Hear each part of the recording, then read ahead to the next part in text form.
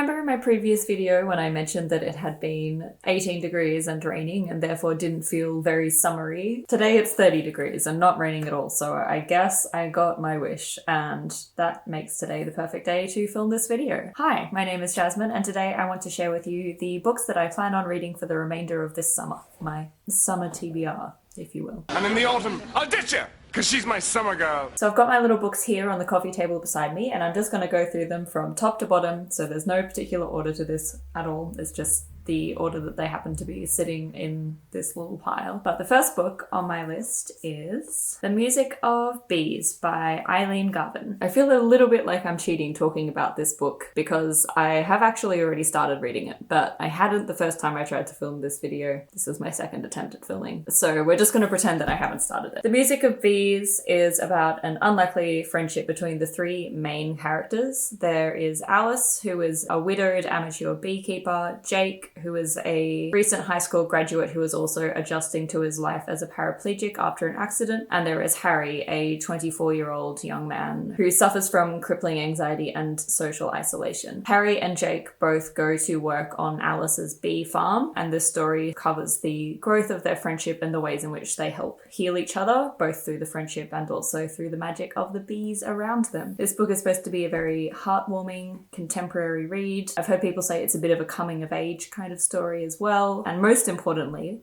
it has bees in it. And that's the main reason why I've chosen to put it on my TBR for this season, is because even though bees, I guess, are more of a springtime thing, I always associate them with summer, probably just because of the colour yellow. So that's the first book. Second little book on my pile is Breadfruit by Celestine Yate. So Breadfruit is a contemporary romance where the main character receives a drunken proposal, and when she starts planning the wedding from this proposal, she finds out that the man is now acting as though the proposal never happened. I've heard this book being described as a twist on the traditional romance novels like Jane Eyre and Jane Austen's works. This book is set in Tahiti, written by a French Tahitian author, and it's a bit of a sort of Polynesian, tropical, warm, summery twist on those novels. So it sounds like a perfect summer read. The next little book on my pile is Girl, Woman, Other by Bernardine Evaristo. So Girl, Woman, Other is a series of interconnected short stories. There are 12 stories following 12 different main characters. They are mostly female, mostly black, and living in Britain, and this book has been described as a love song to modern Britain and a celebration of black womanhood. It's supposed to be quite a feminist contemporary read,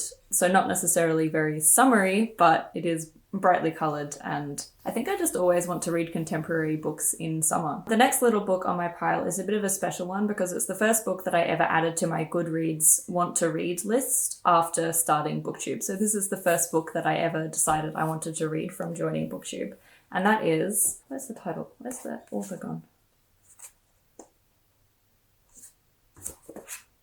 Yoko, yeah.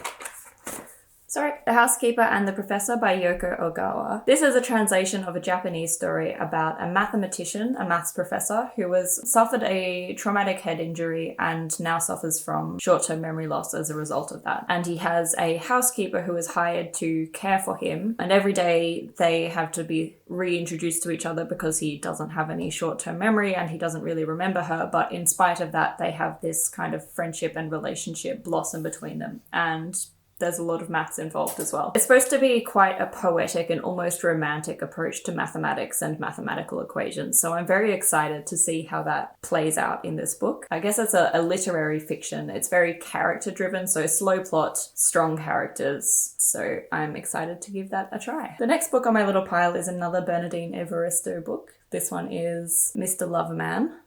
Mr. Loverman is about a 74-year-old Caribbean British man who is in a lifelong marriage but who has also been having a lifelong affair with his childhood best friend Morris. And his wife knows that he's been cheating, but she doesn't know the extent or the details of that affair. This novel follows the breakdown of his marriage to his wife and the choices that Barry must make throughout that breakdown. It doesn't necessarily sound like it's going to be a positive story when it's about the meltdown of a marriage, but it is described as being very heartwarming with a lovable and cheeky MC. So I'm excited to give this a read, and I think it will fit right in with the rest of these summary books as well. And the final little book on my list is Before the Coffee Gets Cold by Toshikazu Kawaguchi. This one is about a cafe in Tokyo where the cafe patrons are given the chance to travel back in time with some strict stipulations on that. They have to sit in a specific chair, they can't leave the cafe once they travel back in time, and they have to return back to the present before the coffee gets cold, which is where the title comes from. This book is almost like a selection of short stories centered around that cafe, covering 4 different characters who use this opportunity to travel back in time, and it looks at the choices that they make in terms of where they travel back to, the questions that they want answered, and the people that they want to see again. It's described as almost being a fabulous novel, and even though there's time travel in it, it's not really science fiction. It's kind of more of an exploration of character and emotion and the desires that are driving these characters to want to travel back in time. So I don't know how heartwarming it will be. It will probably make me cry, but I'm excited to read it anyway. And on the topic of this one, after filming this TBR for the first time, I actually visited a bookshop and found the second book in this series. So this one is also called Before the Coffee Gets Cold, but it's got a little subtitle of Titles from the Cafe. And it is 4 more stories about the same cafe with 4 more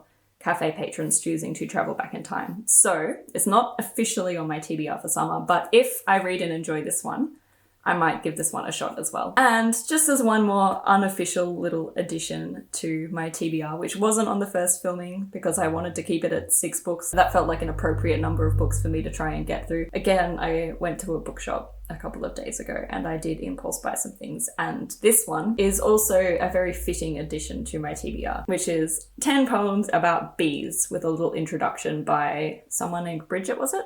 Bridget Strawbridge Howard, yeah. So this one isn't really a book so much, it's actually supposed to be used instead of a greeting card. It has like a little bookmark where you can write a message instead of like a birthday or a Christmas card, and then it had a little envelope that you put it in as well. But I just bought this for me. It probably goes without saying why I impulse bought this. Definitely because I'm reading this and therefore very much on the bee train at the moment. So this one, again, isn't really an official TBR book, but I am excited to give this a little bit of a flick through and maybe read a poem or 2 about bees while I'm in this bee-related summery mood. Focus on the bees. Focus on the bees. Bees. There it is. Focus on the bees. Oh, back to me. Fair enough. So the book came with this little bookmark as well, which I've actually been using as a bookmark in this book while I read it. So just bees all the way down. That is it for my summary TBR. So technically 6 books with a couple of options to add to it depending on how well I go with the official 6 books. We've got just under 2 months left in summer, so that's 3-ish books a month. That's less than a book a week, but like twice as many books as I read in all of 2022. So expectations are hopeful but not high. Like I said, this book I've actually already started, so this was the first book that I chose to read from my TBR, but follow along to see what I read next and what my thoughts are on them as I go through, especially if you're interested in any of these books. I'd love to hear what's on your TBR for this month or for this season if you're also doing longer TBRs like me. I will see you for another video very shortly, I hope, and until then, as always, stay classic. The weather is frightening, the thunder and lightning seem to be having their way. But as far as I'm concerned, it's a lovely day.